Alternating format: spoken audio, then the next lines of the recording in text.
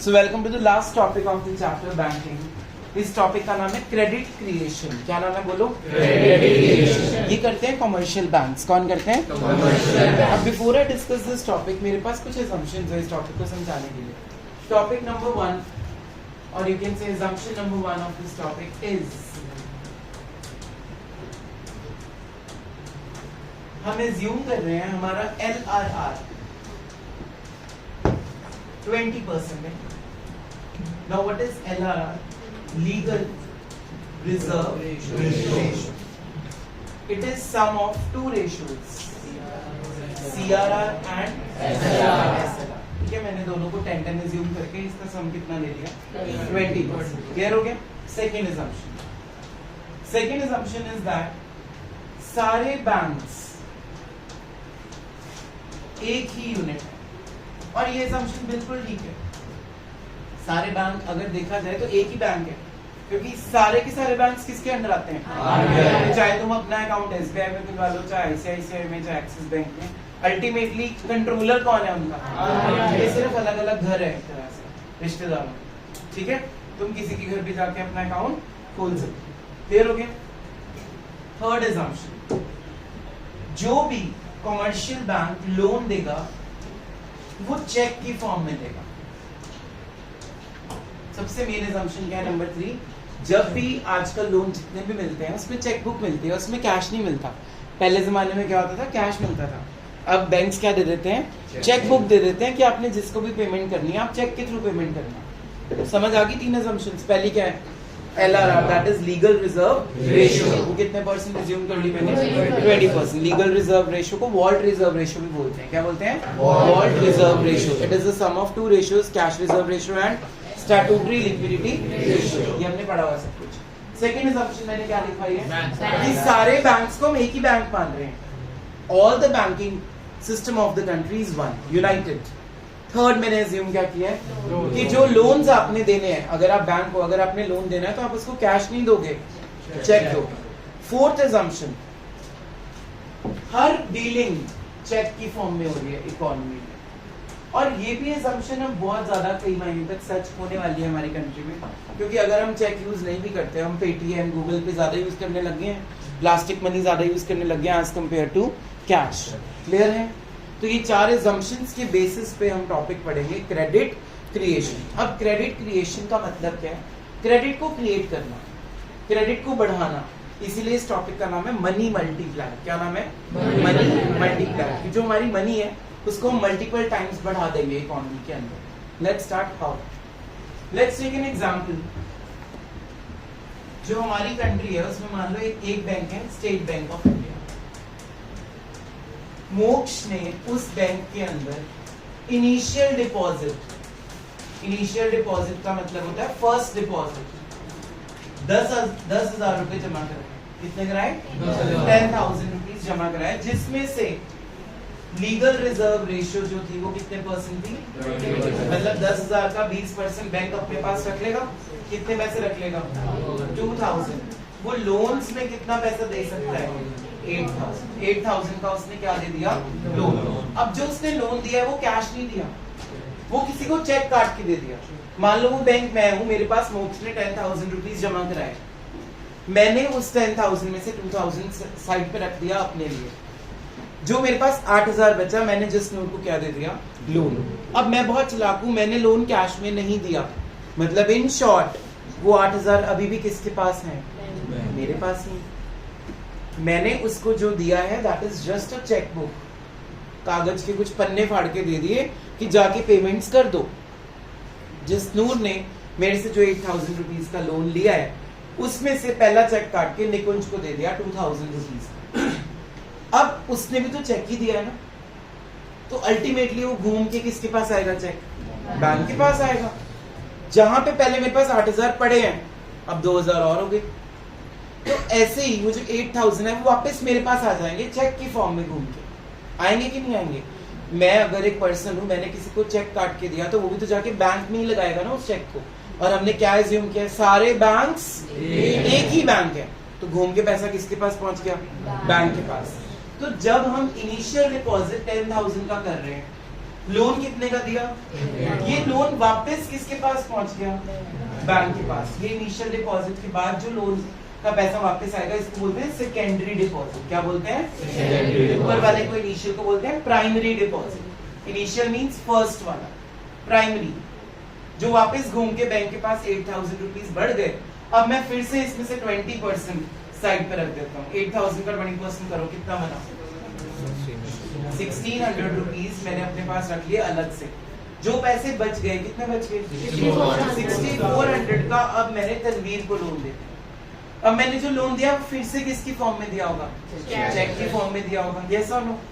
वो चेक जिसको भी काट के देगी वो घूम फिर के आएगा किसके पास? मेरे पास। तो नेक्स्ट राउंड में मेरे पास फिर से कितने पैसे आ गए? 6400 आगे कि नहीं आगे? अब उसमें से फिर से 20% ऑफ 6400 जो बनेगा वो मैं अपने पास रख लूंगा और बाकी का क्या दे दूंगा? लोन। ये साइकिल चलता रहेगा। कब तक चलेगा?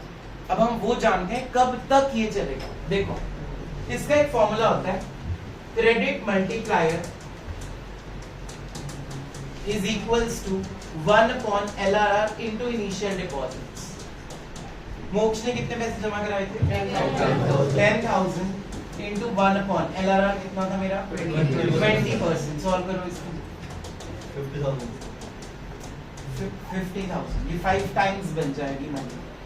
इसका मतलब ये हुआ कि बैंक को जब तुम 10,000 रुपए दे रहे हो ना, वो उसके कितने बना देगी इकोनॉमी में? 50,000। ऐसे चल रहे हैं बैंक्स, ऐसे उनका खर्चा क्या हो रहा है? पूरा। ऐसे वो अपने स्टाफ को इतनी इतनी क्या दे पा रहे हैं? सैलरीज, अपने बिल्स भर रहे हैं, इन्वेस्टमेंट्स कर रहे हैं। तुमने सिर्फ कितने जमा कराए हैं बैंक में? 10,000। वो उस 10,000 को अपने पास नहीं रख रहे, वो उसको लोन्स की फॉर्म्स में इतना 5 टाइम्स वो मनी को जनरेट कर देंगे इकोनॉमी में। नोट से ही नोट बन रहे हैं, पैसे से पैसा बन रहा है इकोनॉमी के अंदर। ऐसी ब्लैक मनी बाहर आ रही है और बैंक के पास पहुंच रही है। समझ आ रहा है कंसेप्ट? 10,000 रुपीज आपने जमा कराए, उसका 20% बैंक ने अपने पास रखा, बाकी का क्या दे दिया? लोन। लोन कैश की फॉर्म में नहीं दिया, किसकी फॉर्म में दिया? यही वो गेम खेल रहा है मैं। चेक घूम फिर के आएगा कहाँ पे? बैंक के पास। वो बैंक के पास ही पैसे आ गए अल्टीमेटली, प्लस उस पे बैंक क्या कमाएगा? इंटरेस्ट। मेन इनकम क्या है बैंक्स की? Interest on loans. अभी तो हम ये सोच रहे हैं सिर्फ 8,000 वापस आ रहा है, 8,000 के साथ ऐड होके क्या आएगा? क्योंकि जिस बंदे ने, जिस नूर ने लोन लिया था मुझसे, वो सिर्फ मुझे 8,000 तो नहीं वापस कर रहा, वो मुझे उस पर क्या पे करेगा साथ में? इंटरेस्ट। तो वहां से भी मेरी क्या होगी? इनकम। तो how many times the bank will increase money? You will use this formula 1 upon the ratio जितनी भी है 20% इनटू इनिशियल डिपॉजिट। 10,000 रुपए जमा कराए इनटू 1 अपॉन 20%। तो मतलब जितना भी आंसर आएगा उतने टाइम्स आप 10,000 के उतने पैसे बना दोगे। इसको बोलते हैं क्रेडिट क्रिएशन या क्रेडिट मल्टीप्लायर या मनी मल्टीप्लायर। 10,000 रुपीज जमा कराए, मैंने उसके कितने बना दिए इकोनॉमी में? 50,000 by giving them loans in the form of cheques. क्योंकि चेक घूम फिर के वापस आना किसके पास है? बैंक के पास। तो जब आप इस कॉलम का टोटल करोगे ना, जो लोन्स वाला अमाउंट का टोटल था, जैसे मैंने पहले वाले में लोन दिया था 8,000, अगले वाले में कितना दिया था? 6400। ऐसे जब तुम पूरे राउंड्स निकालोगे, जब तुम टोटल करोगे एंड में 10th राउंड के बाद, तो हमारे पास टोटल अमाउंट कितना बन चुका होगा? 50,000। और हमारे पास इनिशियल डिपॉजिट सिर्फ कितना था? 10,000। तो हमारा आंसर भी देखो क्या आ रहा है? 5 टाइम्स। और 1/20 मतलब 20% हमारा लीगल रिजर्व रेशियो था। तो 20/100 को काटो, क्या बनता है? 1.5 टाइम्स। 5 गुना पैसा उसको क्या कर देगा बैंक? इंक्रीज कर देगा। अब इस क्वेश्चन को अटेम्प्ट कैसे करना है पेपर में वो समझ लेते हैं। सबसे पहले लिखना है व्हाट इज मनी मल्टीप्लायर। ध्यान से सुनना मेरे आंसर को। मनी मल्टीप्लायर और credit multiplier means when the commercial bank increases the money from initial deposits by giving them loans.